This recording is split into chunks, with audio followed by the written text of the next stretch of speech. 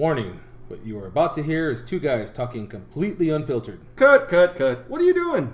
We don't do disclaimers. The show's called Totally Unprofessional for a reason. I'll see what you did. You're wasting our intro time. Yeah. Start the show.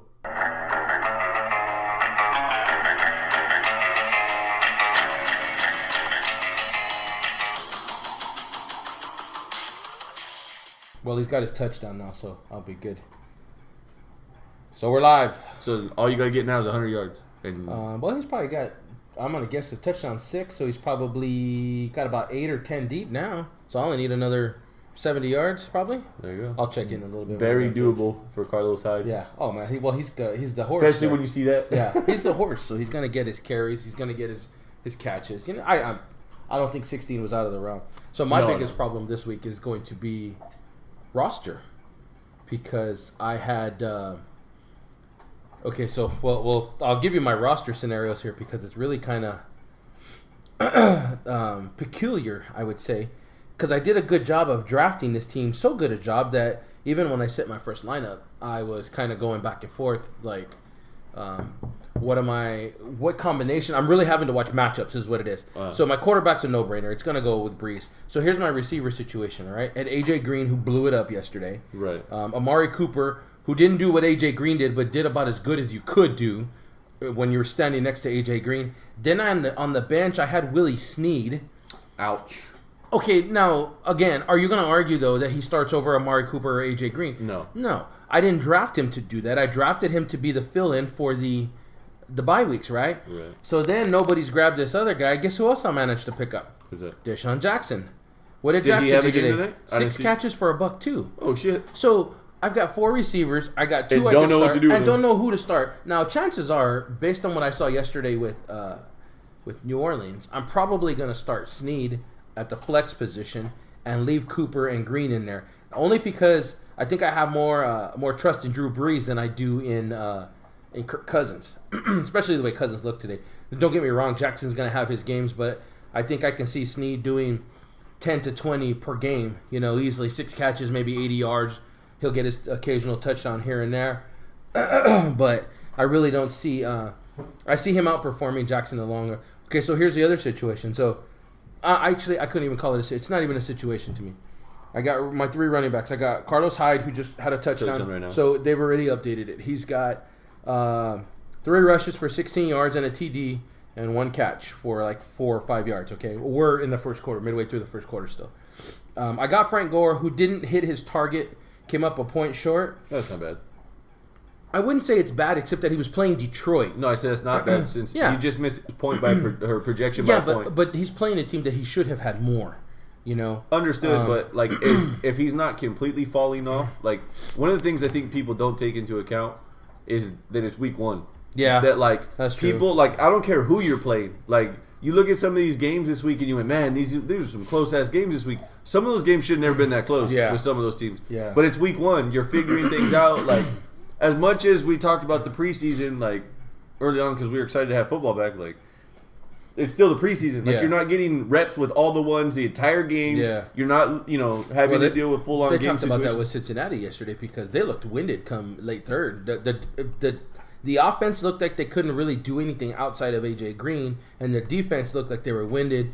Gunther started making some rotations, and all of a sudden the defense looks like they could stop anybody in the damn league. Right. So it's just about the timing through the first 3 or 4 games so that you understand everybody's got their feet under them now. We can get going. I got Jeremy Hill, who played my flex yesterday, who beat his projection. What was his points? But he only had 9 for 31, but the TD saved him. That 12-yard TD he had saved his points. Otherwise, he's got probably 25 yards on 9 attempts. Now, albeit he played the Jets defense yesterday, which is a good front 7. They don't typically give up a lot of yards on the ground. So to see him do 9 for 31 is not out of the realm. Problem this next week is he plays Pittsburgh. In Pittsburgh. So I'm a little leery. They usually use Bernard against Pittsburgh more, so it's kind of like I'm going to have to play the matchup this game. So I'm going to bump Snead up to my flex, and I'm going to leave Hyde and Gore in there probably. Here we go, Steelers. Yeah. Here we go. We'll see. I'll tell you what. They ran away with it late tonight. Yeah. I don't think that they look literally D'Angelo Williams ran away with it late. I don't think they looked like the dominant team until late in the fourth, mid fourth. Yeah, You know, it was very. I don't want to say it was in doubt, but they let them hang around. Wow. And I'm sorry, but after the way Cincinnati looked yesterday, moving the ball up and down, that's not Kirk Cousins. That's Andy Dalton over there. Yeah. That's not Pierre Garçon and Deshaun Jackson. That's AJ Green over there. That's a different animal you're playing. Yeah. How about Washington's major fuck up? Did you see it? No, I don't think so. Josh Norman doesn't shadow Antonio Brown. Oh, on the ball. How do you do that? No, on anything. He's only playing him when he's on his side. How does your best cornerback, Not stick him? Not just your best cornerback. That's your highest paid defensive player now. How is that guy not on Antonio Brown? Did you really want to let Brown beat you like that? Now, one of the problems that's going to have is that Gruden comes from Marvin Lewis's system, where Lewis said, I don't shadow. Lewis does not shadow. He's never allowed his defensive coordinators to shadow, even when Zimmer was there. He told his guys, you are expected to cover who's on your side. I don't care if it's Calvin Johnson or if it's Torrey Smith. You know, you cover whoever's on your side and you play them like you would play anybody else. But the money says that, hey, you know what? It's Antonio Brown. It's the same thing as if it's AJ Green. AJ Green did what he did yesterday against Darrelle Revis. You know, let Revis. That's the first time they said it since Revis' rookie year that he gave up that many yards. Yeah. So your best quarterback has to shadow their best receiver when it's someone like Antonio Brown or AJ Green or Des Bryant, for that matter. You know, when you get to Julio Jones, you get to those elite receivers, that cornerback has to shadow. So in my two leagues, in one, let's see here. I had Matt Ryan. Had a decent game. 30 points Yeah. I got out of him. He had 334 and 2 TD passes. Eddie Lacy. You laid an egg yesterday? 8.8 points. Okay. But you have like 60 yards or something? It wasn't 61 is what it was. Now, mind you, the guy I'm playing on the opposite side, his quarterback, Drew Brees. Oh, shit. 47 points out of Brees. Thomas Rawls from Seattle. So Rawls and Lacey literally canceled each other out at 8.8 points apiece. Okay, I had DeMarco Murray. If DeMarco Murray doesn't fumble, me and this dude lock up again because this dude had Reddick from Detroit. That cost him, what, 2 points, right? Yep. Okay. So he edges me there because Reddick had 2 touchdowns without the fumble. Okay. So, and they were almost identical. Reddick had 45 yards. Murray had 42. Then, this is where it gets dicey. DeAndre Hopkins is who he had. 16 points. Okay, not bad. My number one draft pick, with my pick, I was the 7th pick in this draft. My number one draft pick takes a shit. Was that Des Bryant? I was Bryant. going to say, that was Des Bryant. With 1 catch for 8 yards. Then I had Amari Cooper, 23 points. Yeah. He had Brandon Cooks. So he had the combo. He had Breeze and Cooks. Oh, jeez. And on top of that, he doubled up on the 98-yard touchdown. Yeah. So that made it worse. I had Witten. He put up 15. So let me ask you something. What was your thought process with Des Bryant taking him first?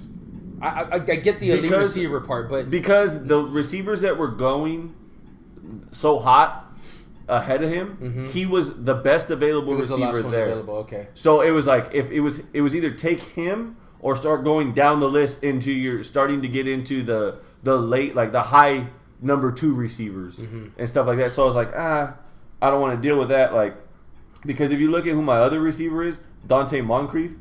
He didn't have a bad game yesterday, did he? He finished with 6 catches for 64 yards and a TD. Touchdown. Yeah, okay. So it wasn't bad. And then on my bench, I had Devontae Adams. Oh, but his catch was kind of like, that could have not have happened. No, he did something like what, like 5 catches or something like that? He had 3 catches for 50 and a touchdown. Okay. The touchdown saved him because Aaron Rodgers was getting grabbed going backwards. Geez. Dude, that guy was on a run and yesterday. he turned around and caught it falling down. So, and then I had Nelson Aguilar on the bench who put up 15 points because he had 4 for 57 and a touchdown.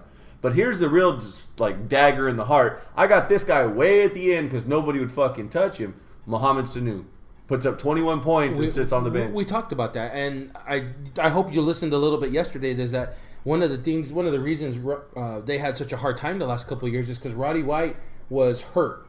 You know, he was never 100%. Yeah. So you never really had a legit number 2. You had Harry Douglas, but he's not a 2. He's a 3. He just never seemed to fit that 2 role. So Julio never really had someone to take the pressure off of him. Agreed, but if you're looking at a head-to-head matchup, you're going to take Des Bryant? No, you're going to off take... and You're going to... Who was your other one? Devontae Adams. No. Was the other starter? It was Amari Cooper, Dez, and Dante Moncrief. And Moncrief put up 18. No, you know what? You played it right because it's Moncrief for Hilton in Indy, and it's Andrew Luck there. Yeah. So you're not. No, you didn't play that wrong. I don't know. Houston's defense gave me 16 points. Okay. Not mad at that. And OC Bass gave me 8. Nice. So, it wasn't bad. But like I said, my bench. Here's another problem. I got 2 good tight ends. Witten gives me 15 because he had 9 catches for 66 yards. He was the short security blanket in the flats all day long for Dak Prescott. Wasn't he? And then I have Julius Thomas on the bench because they're playing Green Bay. Well, and the matchup made more sense to play Witten against the Giants than Thomas against Green Bay. And the only logic you're going to give yourself in that instance is that Dak's a rookie. You're not gonna. Julius Thomas had 64 yards and a touchdown, a touchdown on 5 catches. So he was only 2 points ahead of him because of the touchdown. Yeah. So now they're talking about Allen Hurns was not cited yesterday. Yeah. So they're thinking Julius Thomas may actually have a little more action than Alex Hurns this year. So I'm gonna wind up. I wound up losing because I finished with 145 in this league in the ESPN league. Lose by? He's got 167. Oh. Yeah, and. Let's see, for him? Yeah. Oh, he's got the Rams defense going right now, well, so he's not done. But that game's over. But you don't have nobody else to score. Yeah. But so then you flash over to my other league, and it's a Yahoo league with the guys I used to work with. Mm-hmm. Okay. So the dude I'm playing has Marcus Mariota. Okay. He puts up 21 3/4. Okay. But I have Drew Brees. Okay. Monster day. He has Allen Robinson from Jacksonville. Puts up 13. I have Julio Jones, 16. Okay. He's got Brandon Cooks. See, but this is where it offsets like it didn't in the other one. I have Breeze. So what Breeze throws, Cooks grabs, but it's still helping me. It's not a double up like in the other one. Yeah. So Cooks finishes with 33 in this one, but his opposition is Amari Cooper. I have Cooper in both leagues. Got to play the homer card a little bit, just like you do with AJ Green. Yeah. So that comes through. Then he had Golden Tate, who finished with 11. Mm-hmm. I had Randall Cobb, who finished with 12, who undershot his projection, by the way. By how much? By 4. And Julio undershot his projection by 7. Then he had Mark Ingram, who finished with 10. Mm-hmm. I had Eddie Lacy, again, 8 points. He had Langford, the running back from Chicago. Okay. I had D'Angelo Williams, who put up 36 points tonight in the Monday night game. He had Jordan Reed in the first game of tonight. Finished with 13. I had Martellus Bennett, who only gave me 4 points. He had Crabtree, finished with 17. I had Decker with 12. He had, I forget how you say his name, from Arizona, Catanzaro. The kicker. Yeah. He had 3, and I took your boy Mike Nugent, who gave me 12. Yeah. So, and then in this league, we have a defense and a defensive player. So Pittsburgh's defense gave me 8, and I took Tavell Smith out of Jacksonville. Okay. He gave me 9 points. So nothing that hurt. And he had Kansas City's defense, 2 points, and he had C.J. Mosley, who only gave him 1.5 points. So I wind up smoking him because Breeze does his thing, Cooper overshot his, and then D'Angelo Williams explodes. Now my bench, okay, Jimmy Graham, only 2 points, didn't hurt me. Derek Carr's my backup quarterback, and he finished with 24. But here's where it starts to hurt. Jason Witten on my bench instead of Martellus Bennett. Oh, man. Mohamed Sanu, again, on your bench. On my bench. Yeah. Then I went after a couple guys because I needed running backs for the bye week, and I took Sproles and your boy Bernard. Totally fine with him sitting the bench. Sproles had 8. Your boy Bernard only had 5. I went after a rookie in Tennessee. I don't know how you say his first name. It's like Taraje or something like that. Sharp. He's a wide receiver. He's a rookie. Okay, yeah. He finished with 15 points. He was only projected for 11, but he was on my bench. So, I mean, I got some good guys. It's just I think I need to pay a little more attention to the matchups. Yeah, and that's the one thing there's 2 leagues I'm really watching. There's my one from work, which I want to beat everybody's ass. And then there's that big one that I play with a bunch of guys here in Dynamo, which I'm only down by 8 points now because Hyde is going ham. So and in this game or this matchup, I won 184 to 142. So I smoked him in this one.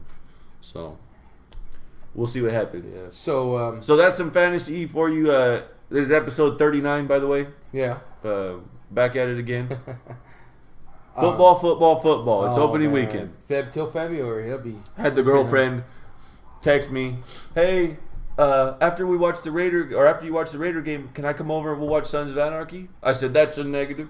It's football all day, ma'am. You don't get that one. She said, are you serious? I said, it's kickoff weekend. There's no way that's going to happen. It's football. Oh, and football. A lot of close games this weekend. Yes. I like the change in the schedule where they didn't open right away with division games. How they kind of mixed them up a little bit. That was good. Don't get me wrong. The Dallas Giants game was more a show of how terrible those teams are as opposed to how good they are. But I mean, I guess I was a little disappointed on how it was balanced out because there was 9 morning games. Yeah. I didn't like 3 afternoon games. Yeah, I didn't like that. That's mostly because they. I mean, they were good games, but they put 2 games today. Yeah, and then you had the extra game on Thursday. Yeah, so you're kind of the way they schedule it this opening week, and really the last 2 weeks, it's kind of the same. Mm-hmm. So, but you know what? Like you said, football. There's a lot going on. My Raiders won by 1 point. What a game, dude! Ballsy called for Del Rio. Don't get me wrong. It was a piss poor showing for the defense. The defense, yeah. But on offense, it was mad sketchy early on because they lost 2 linemen right out the gate, and then you hear the commentator go, "Oh, and by the way, they only have 1 backup lineman." So they had to shift some guys around. The guy that was playing on the left side had to be moved over. No. They had a guy who normally played left tackle. So they moved him to left tackle. They moved the left tackle over to right, and then shifted over guard.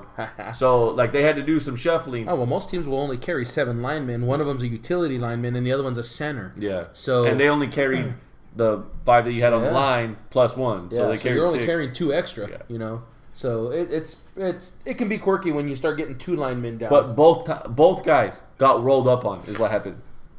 Big old pile and they got rolled up on. Hey, you got to feel for those big guys because man, sometimes they get into situations where it's out of their control what's happening behind them or on the side of them, and man, those knees they can be. My mom was like, I feel bad. My mom's a Raiders fan. For those of you who listen. She was like, I feel bad for those linemen. I said, why? She's like, because you never get no recognition. I said, Mom, trust me, they get paid. Oh, yeah. I was like, it's just not quarterback money or receiver money, but they get paid, Mom, because they as an organization, they know how valuable they are. Yeah. I go, but what sucks is, you're right, these big dudes get no thank yous, and they get rolled up on like that. Well, you read about some of the QBs, man. They really go out of their way to take care of their linemen. They'll take them out to dinners. Yeah, I've heard of like winning, or after winning like a playoff game or something, they've been bought Rolexes, stuff like that. Well, and there's even some of them that when the QBs make the Pro Bowl, they take their linemen and their families to. Well, it used to be to Hawaii, but it's not wherever it is now. But it's kind of there's some appreciation for them there. I would say they definitely don't get paid the way they should, especially with a lineman's shelf life probably a little shorter than normal because of the size of your body and the pounding that it takes. It's, I'd say it's more intense because you're in constant contact with another man every day. There's pushing, there's pulling, there's rolling. There's a lot of lineman tricks that they do to try to hurt the other guy. So, well, not intentionally hurt, but there's to be honest, like I understand why you chop block, but I'm glad they got rid of it. Yes, no, I agree 100%, man. You hit a knee wrong, and you're not trying to hurt somebody for the rest of their life or have that kind of outcome on them. So, but ballsy by Del Rio to go for the 2 at the end. Dude, here's what I thought. I was like, oh fuck, we're back in it. I was like, we're right back in it, to be fair, Drew Brees was doing whatever the fuck he wanted. But once we got the ball down there and they lined up for 2 and then they called timeout, I was like, I think they just wanted to see what they were going to do. They'll kick the field goal here. He came back out. And he came back out and they ran the same motion with Olawale. I was like, oh shit, they're going to run the same thing they had in mind. And Crabtree with a hell of a catch. Yeah, he did a good job. Amari Cooper could not find bigger space than what he was getting. Unless Jake from State Farm was giving him the assurance that he was there. Yeah. So, I mean, it was one of those things where I was like, damn. I mean, I was proud. I had my Raiders Derek Carr jersey on. My mom had her Raiders shirt on. My dad sat there pouting because he's disappointed in the 49ers for putting up with Colin Kaepernick. So, who, by the way, was on a knee at the anthem again today. Oh, was he? He was. Him and his boy Reed were on a knee. That kind of makes me pissy because, well, anyway, we're not gonna. We spent 2 episodes on that. I'm not gonna get into it again. Well, you know why he was on one knee. I can take a guess. I'll give you a hint. It takes some pressure off of being on both knees. There you go. Just saying. Anyway, so they won. Then your Bengals. My boys pulled out a 1-point win right at the end again. They played pretty crappy most of the first half. I won't say that they played a complete terrible game. And then something happened, and they pissed off AJ Green, and he said, "Fuck you, we're winning." I'm gonna tell you what. From start to finish, that guy was in the defensive phase. He's got Revis on him all game, and this guy's doing nothing but the right things. He's running the right routes. He's getting to the right spots. I mean, you want to talk about a receiver on a mission?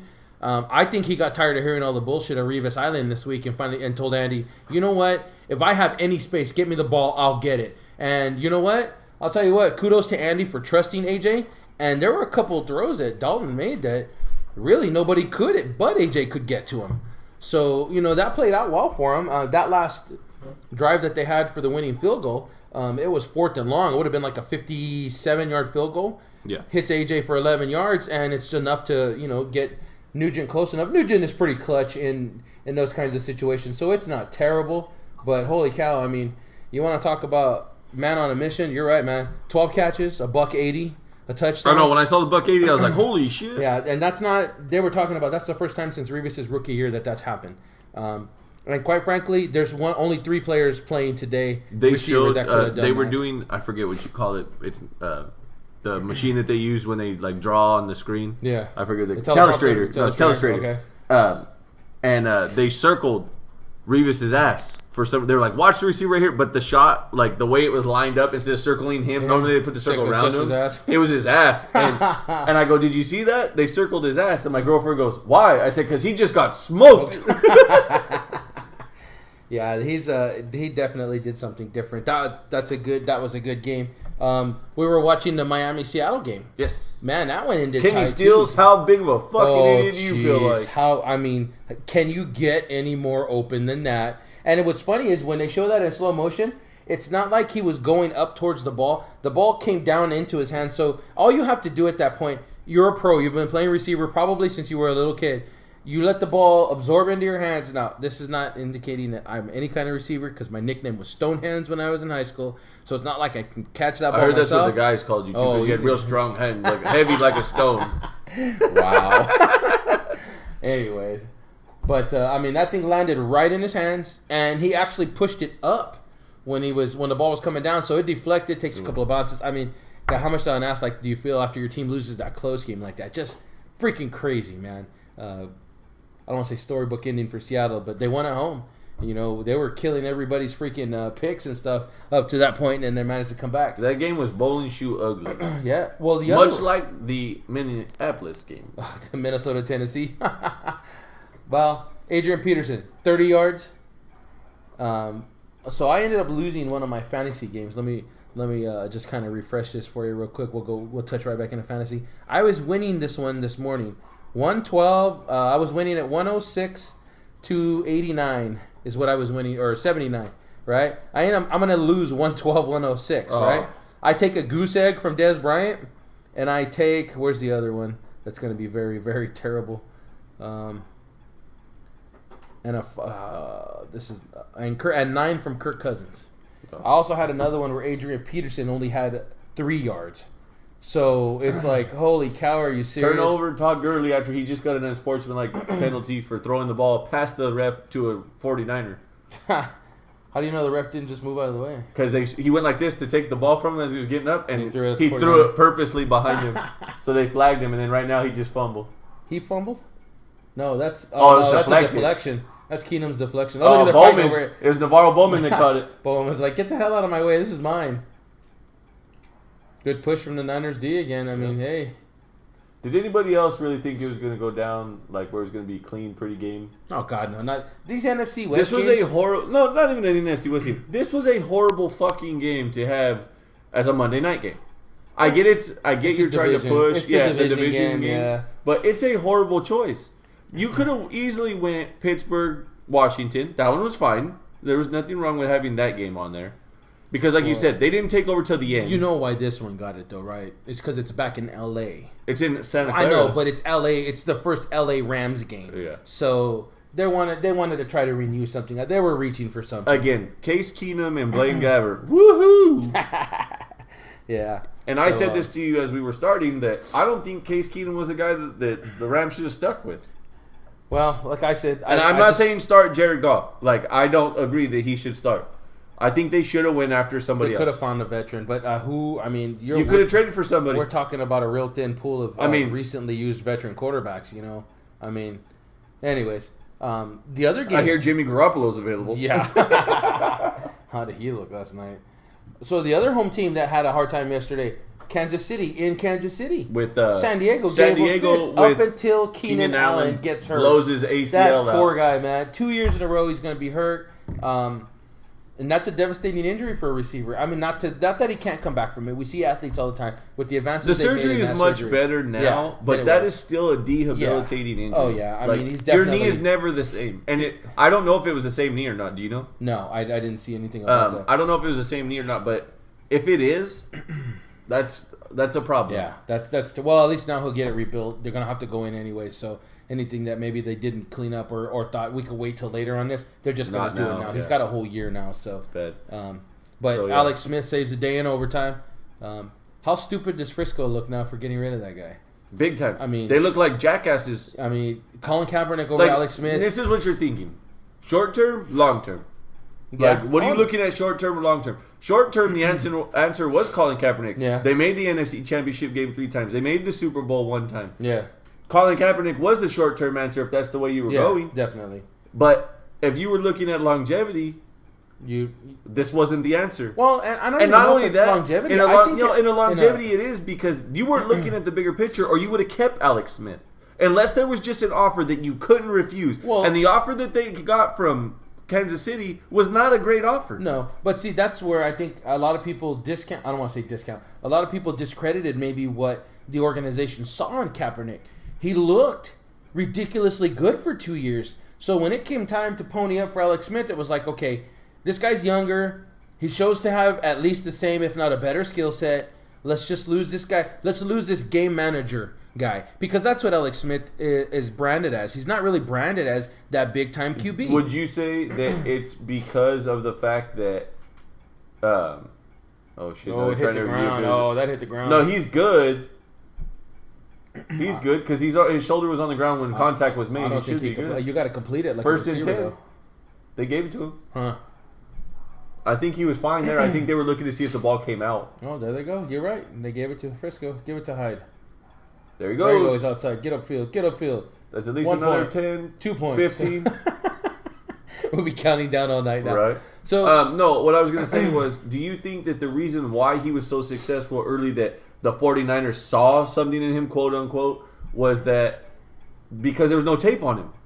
Well, and that's always the argument, is you can have, if you're a skilled athlete, you could have 1 good year, maybe 2 in the NFL. But eventually there's going to be some tape on you. And once there's tape, these D coordinators, they're no joke. You run into guys like Mike Zimmer. You run into guys like, who's that guy out there or the guy in LA? Fisher. Fisher's the defensive mind there. You know, you're running into these defensive teams. Kevin Coyle he was over in Miami. These guys are great defensive coordinators. You know, they're not scrubs. They know how to break tape down, and they know how to take away your best assets. So you have to prove. Oh, he dropped the catch. You have to prove that you're more than just an athlete. You got to prove that you're a quality football player in the end, you know? And Alex Smith, while I don't want to say he's an elite quarterback, he's definitely proved he can play the game, you know? And Kaepernick had just proven that he was a super athlete at that point. Well, here's tape. I'm sorry, but you're on the bench behind Blaine Gabbert. What does that say? You know? I mean... And Blaine Gabbert's not exactly an ace in the hole. No. And okay, so here's a question I got for you. We talked about the preseason being too fucking long. Injuries this week. Okay. In week 1. Russell Wilson, sprained ankle. Julio Jones tweaks his ankle.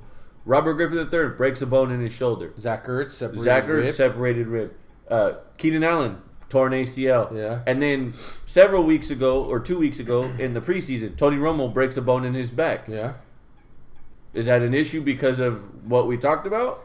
I don't think that's a preseason issue. I think that there are some injuries. Okay, so like it says, there's a thought that the most common injury in the workplace, and this is every workplace, is a sprain and strain. And it's not because, I don't want to say you don't prepare for it, but it's not because in any way you're negligent. It's just because the general motion of life is to move around. It's to change direction.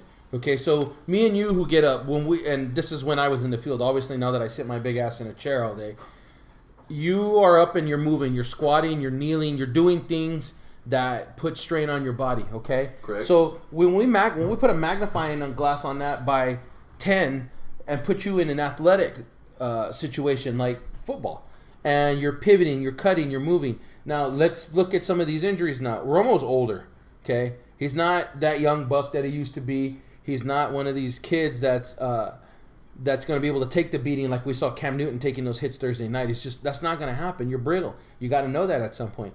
Keenan Allen, I didn't see the play where he actually did it. Chances are he was coming out of a cut, trying to do things that make him who he is. But again, how much can your body really take? You can do it, but there's going to be that one time where it's just too much. This is a thing that's come up lately in MMA. Over sparring and over training for fights, where most guys are not like, they have 8-week camps is usually what it is. Yeah. And a lot of these guys say that when they come into a fight, they're hurt, whether it's a broken foot, a broken ankle, or a twisted ankle, or a broken rib, whatever the case may be. And that's coming back. Oh, and he took a shot in the ribs. That they tend to spar less. One of the biggest advocates right now of that is Donald Cowboy Cerrone. About sparring less? He doesn't spar at all anymore. He doesn't? He's like, I don't spar anymore. And he's like, what's the point? He's like, you only have so many times you can get hit in the head and, beat the hell in a fight, let alone doing it in practice with your teammates. So why are you wasting those shots in practice? When you may need to be taking them in a fight. Yeah. So that... In doing so, this kind of proves my point about taking 2 preseason games out, where you let those guys, you tell the starters, you're practicing with the ones over here, we're having all the other guys practice over here, or you have them watch film. Have the starters watch film and break down film, and so that way, their job for 2 weeks in the preseason is to mentor all these rookies. That's your job. Okay. Is mentor these rookies. You don't play those 2 preseason games. That's all about guys making the team. You want them to play a quarter of the last game? Okay, fine. To get them warmed up and get them into the game reps, that's fine. But I would recommend nothing at all. How many times do we see during the season, big advocate of it, oh, that took away one from Carlos Hyde. Drone had it on. Yeah. That bastard. How many times do we see, especially with the Patriots, where they'll mark somebody down on the injury report, but then they don't, like Gronk, doesn't practice all week, plays on Sunday. Yeah. So why can't you do that in the preseason? They even have those Veterans Days off, So all I'm saying is, why not be able to do that with your starters and your number ones, your contract guys that you know are on the team that aren't going anywhere. So that way when you get to the season, the strain isn't the same. You still continue to work, you still continue to practice, but you don't put your strain on your body of getting hit 4 extra games of the preseason. Well, I think the one thing you have to remember is that most of the ones and the direct twos, and those are the guys who maybe split carries, or the guys who are on a normal rotation, they don't play the whole preseason. They may play a total sum of maybe a game and a half. In a position where you are a star, in a quarterback, receiver, running back position. I'm not talking about linemen. Okay. Because linemen, you don't want to get them rolled up on. Yeah. That's for damn sure. But as somebody who touches the ball constantly, a receiver, running back, or quarterback, prime example is Tony Romo. The hit that he took wasn't a monster hit. Yeah, no, it wasn't. He wasn't blasted, you know what I mean, on getting rid of the ball, and he took a shot. Like, he went down, and he got clamped up on when he went down, and it snapped that bone in his back. That's a risk. If I'm paying you $100-some-odd million, that's a risk I'm not willing to take. Well, see, but then that's on the ownership to tell him, hey, look, you're going to come in for a series, or you're not going to play. You're going to mentor these guys through the preseason, and then you're going to go out there and start the season. But I'm curious, and I've never heard anybody mention it. How much of these veterans actually say, no, wait a minute, I need to play a little bit in the preseason. I need to have X amount of minutes or quarters or game. I need to play this much of the 4 games so that I know where I'm at. I mean, I don't know.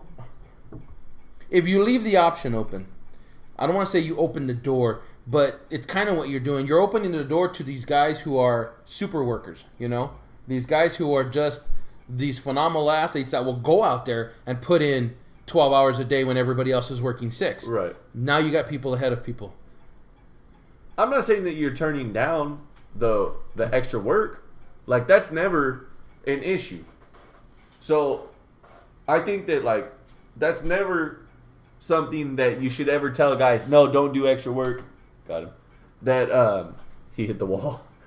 You don't ever tell guys, no, don't do the extra work. Don't stay after practice and catch passes. Don't. That's on their time. That's them taking that on 100%. But that's them running routes. That's them doing stuff that, like, you're not going to see that type of stress and impact on your joints, on your body, like you would in a game. So I think that that's where you go. If you want this bad enough, this is where we find out if you're an NFL player or not. Yeah. You all worked here. You're talented enough to get here. Yeah. But are you that type of player that's willing to do the work necessary? Yeah. I don't think that's asking too much of a professional athlete. I don't either. You know. So, I mean, it could go back and forth. So it'll be an interesting a discussion to see if the NFLPA pulls it up, because there have been talks about taking 2 games off the preseason and adding them on the back end of the season. So this is going to be interesting for the NFLPA to discuss, because man, that was his shoulder. And he looks like he's grimacing now. A little bit. Yeah, it'd be interesting to see exactly what he's thinking. Having a career night rushing. What he's thinking, what they're thinking, because ultimately it's up to them to decide what's in their best interest as a whole. Right. You know, but transitioning to MMA, as we talked, UFC 203 was this weekend. I saw that kick. The flying kick that Verdum ran out with. I saw it last night, and then I was showing everybody at work today, and they're like, "That's a dude, big is that a motherfucker." heavyweight?" I was like, "That's a heavyweight jumping in the air." And how tall is it was Brown, right? Yeah, Travis Brown. How tall is Brown? It's like 6'3"? I want to say 6'4", 6'5". Oh man, so that's not just your standard. I'm gonna jump 4 or 5 inches in the air and throw a front kick. This guy got about 2.5 feet off the ground, threw a front kick up in the air and hit him in the chin. You're talking about a guy, and Fabricio Verdum, who has been in the UFC, then got knocked out of the UFC, and then came back. That's only the 3rd time he has ever thrown that to start a fight. He did it. That's the first time in the UFC, and he was like, I've done it in Pride, I've done it in this and that. So I was curious to know. Verdum, who threw the kick, is 6'4". He's got a 77-inch reach, and he weighs in somewhere between 235 and 240 to do that. That's a big boy throwing that kind of kick. Yeah. If you didn't see that, you can YouTube it. We're not exaggerating that this is some kind of special kick. This is a big man throwing a lightweight kick at somebody's chin, and then not just throwing it. He but didn't just miss it. He landed it, man, right on his chin. Literally, the bottom of his foot landed clean with his jaw. I mean, I don't know how Brown was still standing after that. So he takes that, right? Now, that card, what was supposed to be a solid card, lost 2 fights off of it in 3 days. So the guy that Ian McCall's supposed to fight pulls out because he's sick. So they just kill Ian McCall's fight. They said, nope, sorry, we don't have enough time. That sucks. Then, the night before, on Friday night, a bunch of the fighters got stuck in an elevator in the hotel. CB Dollaway gets hurt during this time somehow. They never mentioned how. Oh, wow. So his fight got scrapped. So Cowboy, Dana White posted a text from Cowboy Cerrone saying, hey, I'll step in for Dollaway. Not knowing that Dollaway was making his debut at 205. Oh, man. So he was like, hey, you're cool, it's funny, but, no thanks. Yeah. So they scrapped one of the Fight Pass fights for that. Dollaway was gone. Okay. So they just started him a little bit later. The fight card overall, it was a bit of a letdown because of how slow it went down. This is the Cleveland card, right? Yes, this is UFC 203.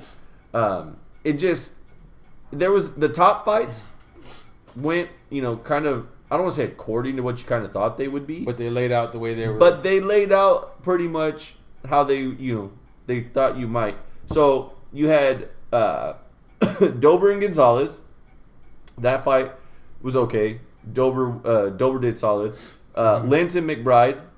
McBride was the one that missed weight by 2 pounds. They had to pay 20% of his purse to Lentz. Lentz had a good showing. Tavares and I don't even know how to say it, Magales or something like that. That dude looked like a hunchback of Notre Dame, bro. I ain't even gonna lie. But Tavares won the fight. Jessica I and Betch Coera.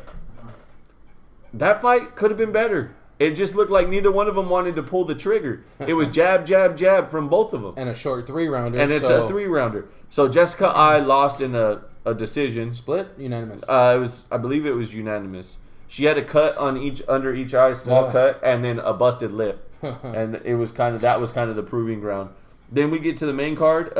It's Jessica Calderwood and this chick. Her last name's Andrade, but it's spelled Andrade. Okay. She's the one that I was telling you that has huge arms. Okay. Calderwood, we watched her last fight. She choked a girl out. She's got a tattoo of, it's like a body on her arm, and it's somebody blowing their brains out, and the blood squirts out and turns into birds in the tattoo. Like, it's a wicked ass tattoo. So they fight. Calderwood gets outmatched. Andrade was moving down in a weight class. She moved down to straw weight. Oh, wow. And she's got, like, solid arms. She was already big to begin with. Yeah, and she took her down, and it was a rest. She choked her out with a guillotine. Faber Rivera. You didn't tell me who won that one. Jimmy Rivera by decision. Split, I would assume? No. 3-rounder? I believe it was unanimous. It was a 3-rounder. I believe it was unanimous. But Jimmy Rivera got poked in the eye.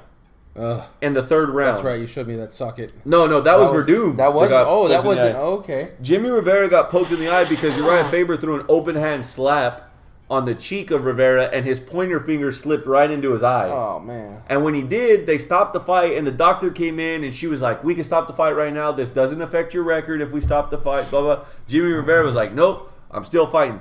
He winds up going to decision and winning, and Joe Rogan comes to talk to him afterwards, and he goes, "What did you think when you got poked in the eye?" He goes, "I haven't been able to see for the last 3 minutes." He didn't want to stop the fight. He didn't want to stop, but he couldn't see out of his right eye for the last 3 minutes. He knew what not to tell the doctor. Yeah. There was a fight, I can't remember who it was, but there was a guy who was getting his ass beat, and his eye got beat up so bad it closed. And the doctor came in and was like, we talked about it on the podcast. I can't remember who was fighting. But the doctor came in, the guy was holding his hand up, like, how many fingers am I holding up? And he was holding up 2. And the guy was like, he put his hand up to feel the fingers. And then he's like, oh, 1. And he's like, no, this fight's over. So they knew that, like, Jimmy Rivera knew what to say. It looked like Jimmy Rivera was just looking for that big shot to knock Faber the fuck out. Yeah. And Faber just would. Faber fights well against anybody who's not named Dominic Cruz. He was lighter on his feet. Really? He moved in and out. Literally, the one thing he didn't do was work on taking him down and beating the shit out of him on the ground. So, it was one of those things where Jimmy Rivera did his job. He got the win, which is what you thought he would. Or I picked him to win. You picked Faber. I picked Faber, yeah. Which led to the CM Punk fight. I said that I wanted to see CM Punk win. We didn't really pick a winner. Well, you did and I did. Yeah. I said that I wanted to see him win. I didn't say he was going to win. I think if I remember right, I said there was no way he could play catch-up this quick. And you had mentioned that even after 2 years. It still wasn't. It had been 2 years, right? Since his original signing. He lasted 2.5 minutes. Had a cauliflower ear to show for it. Yeah, I did. But that was nasty, dude. And then he wound up with 3 stitches in his eyebrow. He came out hard and aggressive, threw a late left hand, and it was too late because when Gall saw it, he changed levels and dropped down and took him down, and immediately started trying to pass his guard. And when he did, he started banging on his face, and he got his back and started going into a rear naked choke. And Punk fought it off for a little bit. He showed some stuff that he's definitely learned as far as fighting off the choke. Yeah. But ultimately, he got him with a rear naked choke. One of the things about, and I don't know why, maybe you're an older cat. Okay. Like, maybe you could tell me about this. Watching that fight did more for me knowing that he was gonna, like, going into there, that he was outmatched. Like, he was just outmatched. Okay. But I felt more emotionally invested in this fight than I have. Like, when I watch the McGregor fights, I'm a huge McGregor fan. Bless you. Thank you. But when I watch those fights, it's usually out of animosity towards whoever is, like, rooting against him. Because I'm like, fuck you, he's going to win. Yeah. I was genuinely emotionally invested in this fight for Punk and wanting to see him do well. I didn't realistically expect him to win.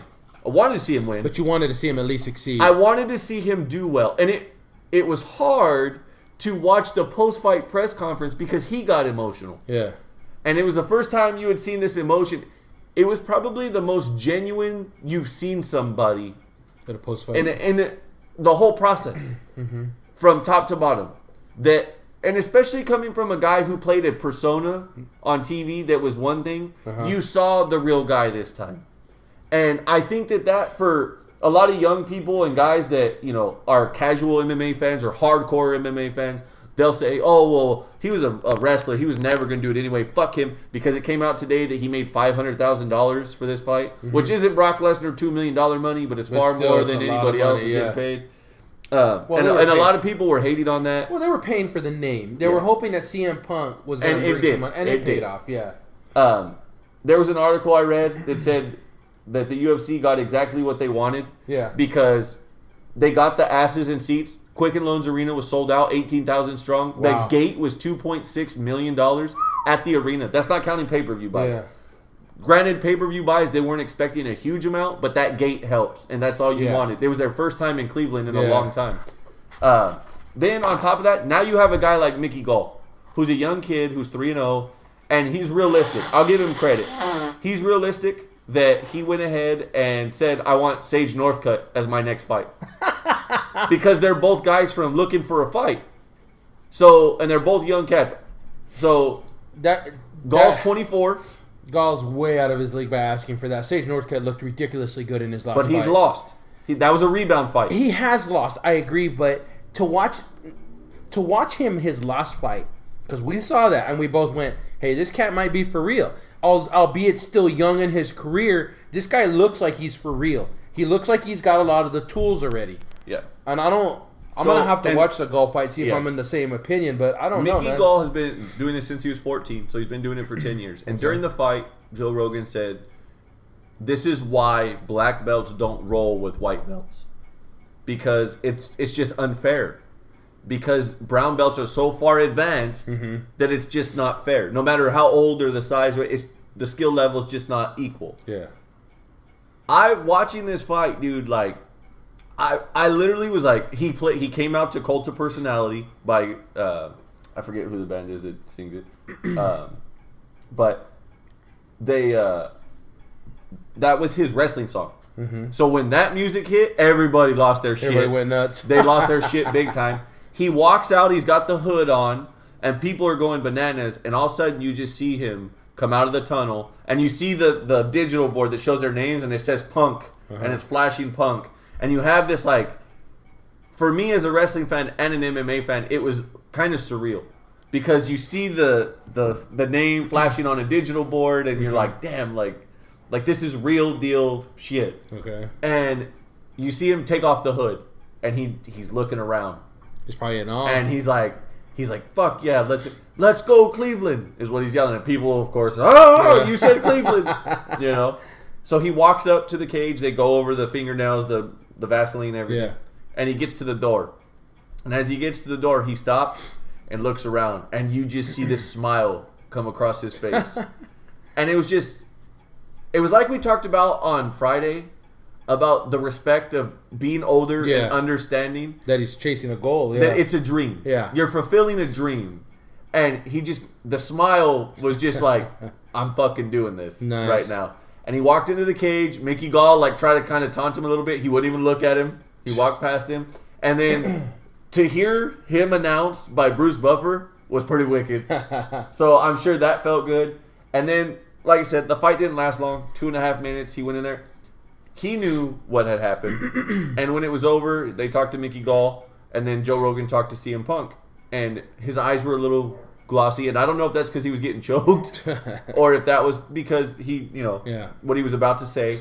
And what he said was interesting, because if you follow Punk's career and how he's portrayed in the ring versus out of the ring when it comes to wrestling, he was supposed to be the little guy that never made it and was a badass who's a straight edge guy who said, I'm better than you because I'm straight edge. And that was his character that made you want to hate him.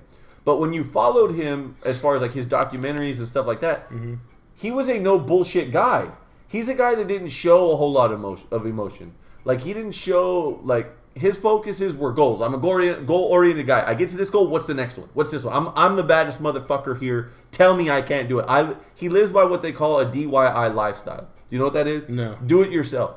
You don't wait for anybody to help you or give you a handout. You go get that shit yourself. You don't know how to do something, you go figure it out. You read up on it, you figure it out. Yeah. To see him in such a genuine, and I guess for lack of a better word, vulnerable state in what his post-fight was very endearing. Because his speech was to any of those kids out there who have a coach, a teacher, a parent, anybody that's ever told them you can't do something, that you just can't, you're not good enough. Fuck them. You are good enough. Follow your dreams. If you dream big enough, you can do anything you want to do. And he goes, I know that sounds preachy, coming from a guy who just got his ass handed to him.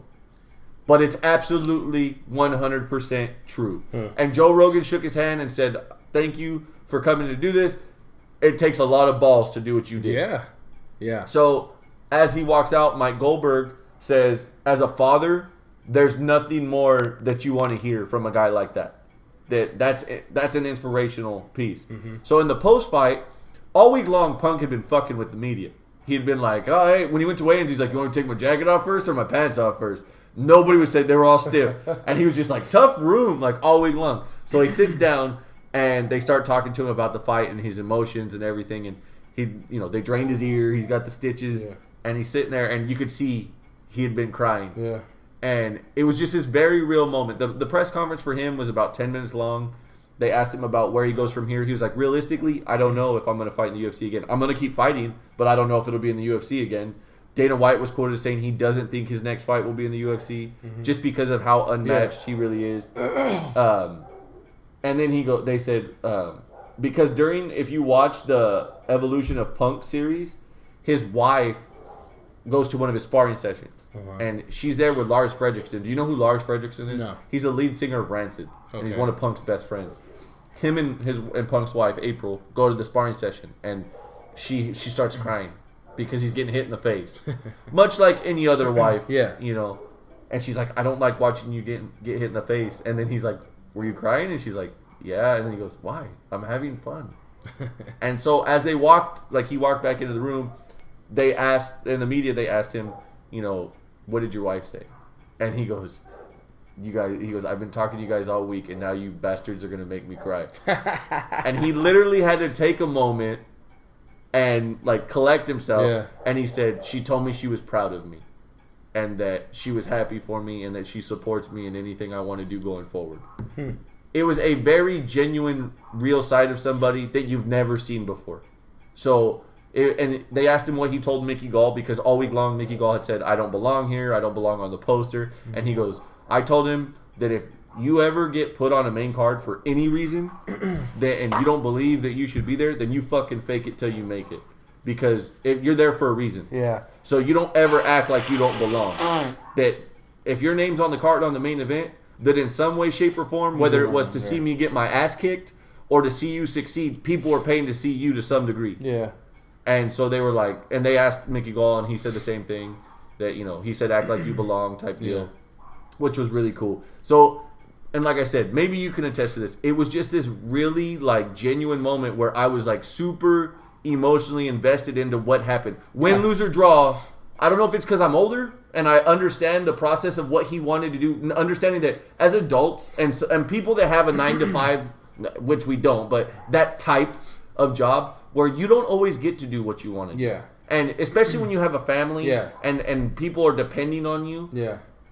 You don't get to always do what you want to do. Yeah. Sometimes those things have to either be put on the back burner or completely shut out and gone. Yeah. And to see somebody at 37 years old say, no, I'm going to fucking do this and you can't tell me that I'm not. And I understand the kid that I'm fighting has been doing this for 10 years. But you think that's going to stop me? Yeah.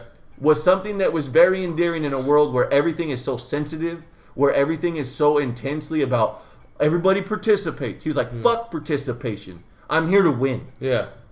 I'm not here to get the gold star for showing up. I'm here to fucking win. Yeah. And it was just it resonated with me big time. Huh. Do you think that it has to do with being older and understanding that, or is it just... I think it has everything to do with that, because like you said, as you get older and you inherit more responsibilities, whether it's kid or just getting married or whatever it is, there's a degree of dependency on you and what you do. what you do, what your decisions are. There's a dependency on you. So when you have those moments where you think to be selfish, you can either be selfish and be regarded as the asshole, or you can do what I consider men do and make the sacrifice and say, someone else's happiness is more important than my own. And when you do that, you don't do it and you're not resentful towards people for doing it. You do it because you're a man, and that's what men do. So to be able to watch somebody pursue their dream like that, when he said, I'm going to do it, and his wife said, I don't like to see you get hit, but if you're happy, then I'm going to watch you do it. That means a lot. It speaks a lot to a lot of people. A lot of people will line up left and right to see someone like that because it's a feel-good story.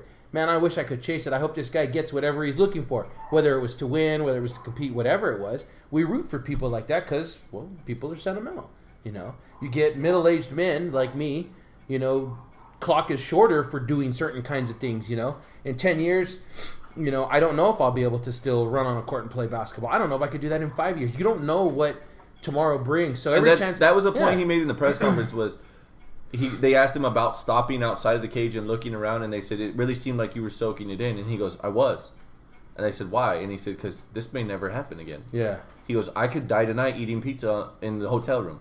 He goes, I could go out tomorrow, get hit by a bus. Yeah. He goes, you never know what tomorrow brings. You don't know what that next step is. And yeah. Because you don't, like you said, you just see a story like that where a guy is able to chase what he's really wanting to do, and you admire him, you appreciate him, You sit there and you understand that it's taking work on his part to do it, and he's able to do it and chase his dreams, and it's awesome. It's awesome to see someone do that. Yeah. So it was a big deal. Then we said Fabricio Verdum, Travis Brown. It was a weird fight, man. Judging by the rules, it wasn't handled properly by the official. If you look at things the way it went down. So, as we said, Verdum comes out, throws that running side kick where he jumped up and throws it, catches Brown. Brown kind of pops back, keeps fighting. Shortly thereafter, Verdum throws an overhand right, and Brown's left hand is up. And as his left hand is up, or it would have been his right hand, I take that back. Mm-hmm. It was his right hand that was up because he threw it. The shot goes across his hand over the top and hits him off the cheek. You clearly see something happens to Brown's finger, but you're not sure. And he grabs his hand, looks down. And he puts up a T, timeout, and goes towards the official. The official does not stop the fight. There's no timeout there. So Verdum continues to push forward and goes to hit him in the head. And as he does, then the official backs Verdum away as if timeout was granted. So it was what the hell? So then he looks at it and he's like, are you okay? He's like, yeah, I'm okay. They go back to fighting. The round is over and they're looking at Travis Brown going, hey, are you okay? And he's holding his hand. He's like, yes, I'm okay. So then he continues to fight. He gets rocked. There was a couple spots where I thought he was going to get caught for real. He winds up losing by decision. Well, at the end of this fight, Edmond, who is Travis Brown's coach, who is convenient enough Ronda Rousey's coach, out of the Glendale Fight Club or Boxing Club, whatever it is, this guy every round is berating Travis Brown. The fuck are you doing this for? Fuck him up. But every other word out of his mouth in that corner is fuck, fuck, fuck. Fight's over. They're going to decision. Brown's walking over to the referee, waiting to see whose hand's going to be raised by decision. And Edmond starts screaming at Fabricio Verdum. The mic doesn't pick up what he was saying. But he's sitting there literally screaming. You can see him chest puffed out, screaming at him. And Verdum kind of throws up a push kick, come on, I fucking dare you. The Ohio State Athletic Commission pulls all the coaches out of the ring. All of them. So they go ahead and they announce Verdum as the winner. And they were just it was weird, blah, blah, blah. Pictures come out yesterday of Travis Brown's finger. He dislocated his finger so bad that it splintered the bone to stick up in his finger where the knuckle is at. Ouch. It was nasty. I don't know how he closed his hand with that splintered bone sticking up. To throw punches. It was wicked. But, again, another fight where it was okay. Yeah. The flying kick coming out the gate was cool, but after that it was odd. It was, bizarre. The main event, Stipe Miocic and Alistair Overeem. Mm-hmm. Overeem walks out to his Pride music that he used to have, and the crowd goes bananas for Stipe, of course, because he's the hometown guy. Both guys get rocked in the first round. Big time. Overeem runs from Stipe. Now, people said Conor McGregor ran from Nate Diaz, right? But there were moments when what they called running, that he was gathering himself where he would change position, he would get away from Nate, and then he would wait for Nate to come to him as he caught his breath. This is not what Alistair Overeem was doing. He was literally running around, staying on the outside of the octagon, running away from Stipe. Like, literally. He'd get back near him again, and he'd start swinging on him. He'd get close. He'd duck a couple. Then he'd turn around, throw a couple, duck a couple, take off running again. Literally running halfway around the octagon all over again. So this proceeds to happen quite a bit. People were pissed off. And so now they're like, people are booing. They don't like that. It's all bad. So they turn around, and finally he comes back to it, and they're like, what the fuck? He goes and gets caught because Stipe grabs him by the hip and like spins him as he's running. Stipe winds up on top, ground and pound from the top, postured up. He starts going body, head. Alistair gets caught with a punch that slips through, 4 to the head. Boom, boom, boom. His head bounces off the mat. It's a wrap. Because when Stipe got dropped early in the round, Overeem jumped on him and tried to give him a guillotine, and Stipe got out. So fight's over. Everybody's going crazy. Stipe wins, right? Joe Rogan interviews him. Everything's great. Well, then they interview Overeem for some reason, who had just been knocked the fuck out.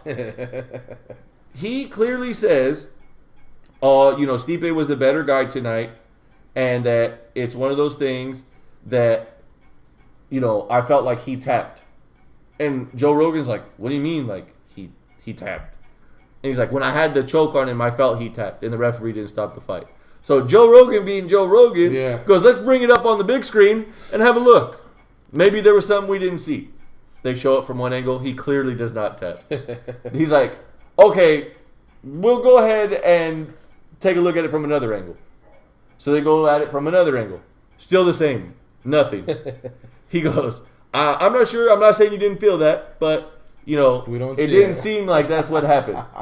So they went ahead and said that no. And Joe Rogan told the UFC brass afterwards and tweeted, I requested to no longer speak to fighters that have been knocked out after their fights because they're not in the right mind frame.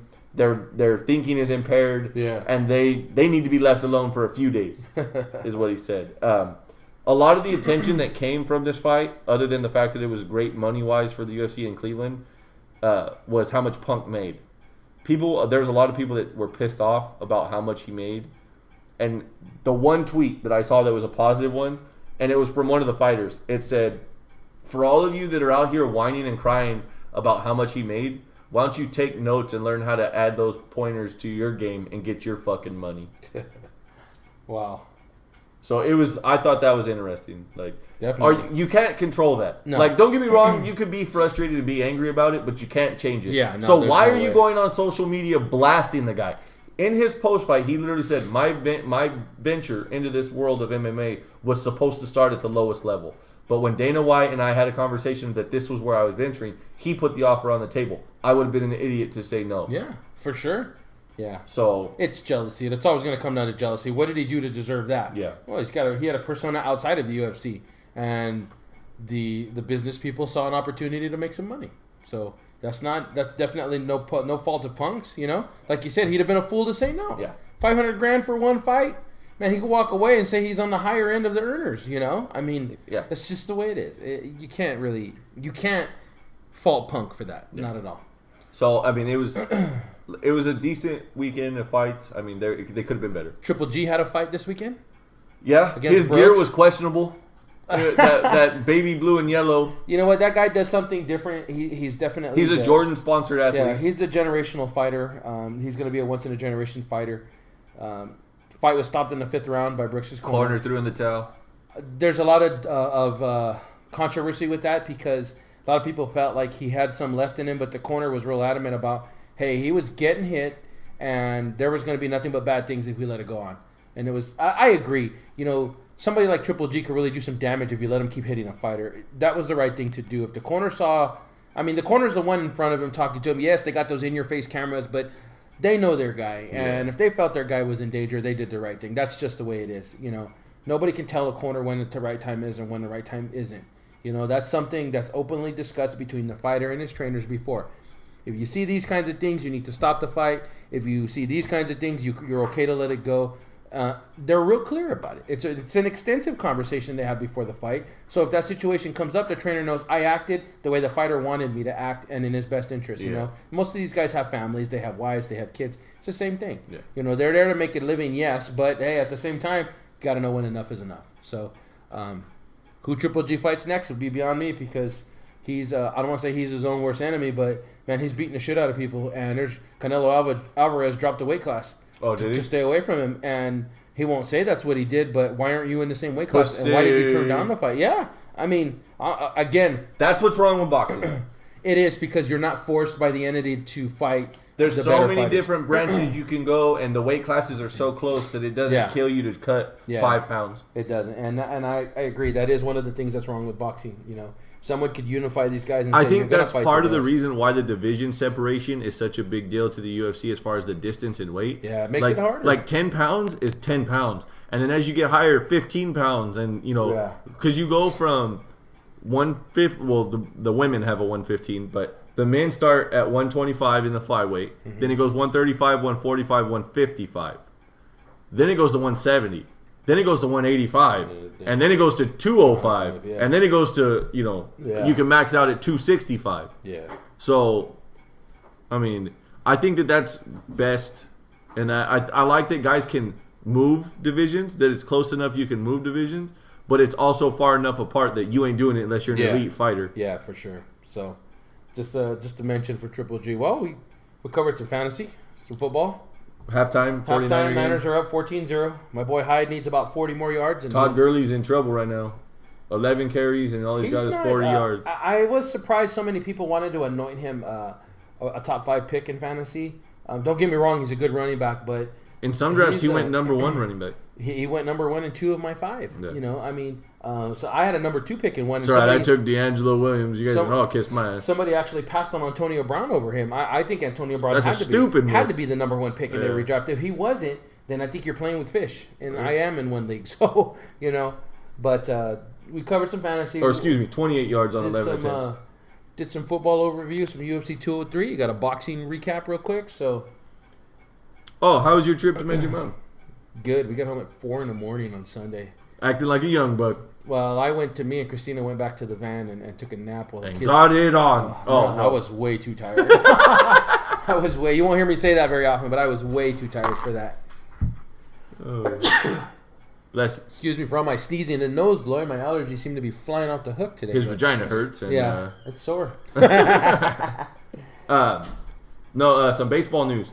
Red Sox, 2 games up in the AL East. They won again today. They smoked the Blue Jays this week, and then they beat Baltimore. Fuck you, Eric. Today they smoked them 12. I believe the score was like 12-3 or 12-4 or something like that. So another big one. Poppy homers again. 33rd home run of the year. Ageless wonder, man. He can still hit the ball. Dude's a monster.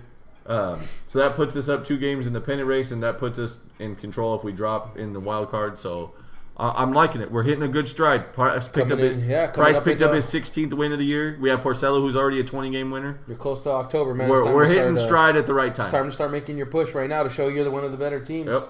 Definitely. And you definitely don't want to be one of the teams playing to get in. Yeah. You want to be the team that's already in. So you want to have your spot in. You want to be able to relax a little bit before the playoffs start. Yep. Everybody needs a rest. That's for damn sure, especially when you're looking at teams that, you know, are inconsistently wild. They could go off at any time. Definitely. That's for damn sure.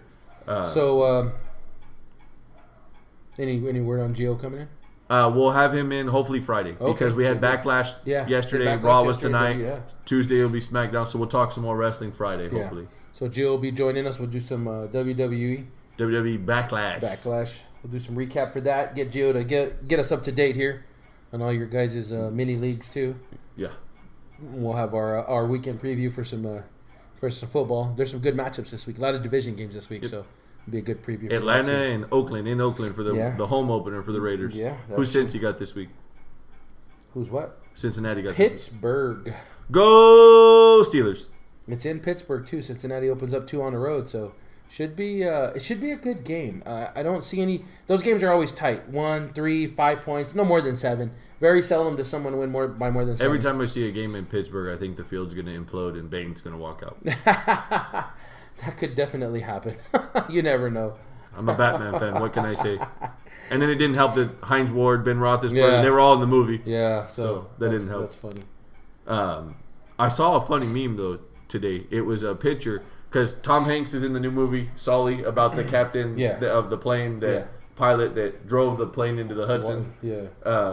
And it was 4 different pictures. It was Tom Hanks as the castaway character, as Captain Phillips. It was him as Sully. I think I've seen this one. And then it was him as in Apollo 13. And it says, how many more times is Tom Hanks going to fuck up going somewhere? Yeah. Nice. I think I've seen that one. That's funny. I was like, ouch. Wow. Yeah, that's no funny. kidding, huh? That's awesome. Oh, man. Well, as always, our social media? We're on Instagram, totally_unprofessional. You can find us there. Like, comment, share, do all that good stuff. You follow us, we'll follow you back. The link to our Podbean account is on there in the bio. All you got to do is go up. There's a little emoji with a thumb and a finger pointing down. All you got to do is click it. It takes you straight there. You get access to all the episodes. You can play them directly there. You can download them from there. All that good stuff. If you follow us on and are subscribed to our YouTube channel, Totally Unprofessional Podcast. We have every episode is up there, even the new one from Friday. Everything's up. I'll have this new one up by tomorrow. So all the information will be up there. YouTube, like I said, all you got to do is search Totally Unprofessional Podcast. No underscore, no nothing. It's right in there. You can drop us a comment on there. You can share those videos with your friends. So you're listening to that one, send the link to your friend and their friends. And you tell your friends, and we could be friends. You know what I mean? Good reference there. So that pretty much sums up the weekend in sports. Like we said, football, Hell and more football. I can think of So worse things. it's back. Yes, it is. Oh, Colin Kaepernick braided his hair? Yeah. He don't look like a terrorist no more? No, he does not. Now he just looks like a bitch that likes his hair pulled. Yeah. Anyway. So. That was for you listening to our... Yep, just for you, buddy. All right. Oh, by the way, back to school night was tonight. Oh, you missed it? Or So, did you make it? I didn't go because I was told that it's not done the same anymore. That before, that they would take you individually and talk about your child and stuff. They put you in a room and just generalize what everybody's doing. Oh, so it's not terrible. the same anymore. Oh, man. So we didn't roll 6 deep like we were going to. That's too bad. Yeah. We're going to mob through there. That's funny. Windows down, blasting some Tupac. Wouldn't have been good. Wouldn't have been good for whoever was involved. Yeah, no kidding. So, especially if you've seen my family standing all together. But, like we said, 49er game at halftime, coming out here third quarter, 14-0. Blaine Gabbert having a career rushing night. That doesn't say much. Yeah. All right.